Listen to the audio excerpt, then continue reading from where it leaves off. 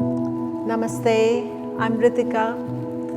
I'm here at the Sattva Summit 2022 sharing teachings, wisdom as a master teacher. Same teachings that Anand has given us, Kriya, Japa, meditation, but sharing it through the lens of goddess worship. Really, I just finished the session. I spoke about how specific technology, how to invoke the goddess using all 4 or 5 layers of our kosha, Annamaya kosha, bringing a goddess into your life, how to invoke prana into the goddess, your Manomaya kosha, invoking the goddess with the use of mantra, Vijnanamaya kosha, bringing the wisdom of the goddess, reading stories about the goddess, reading Puranas, ancient scriptures that are full of marvelous stories about the goddess.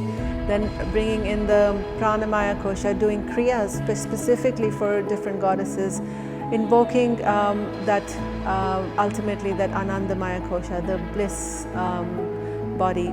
So learning the different technology, people ask questions about how they can practice different kriyas, how they would know which goddess is or ishta they should be working with. So we unpack that a little bit, and it was a fabulous sharing. I cannot wait to do this again next Sattva Summit. Hope to see you all here. Namaste.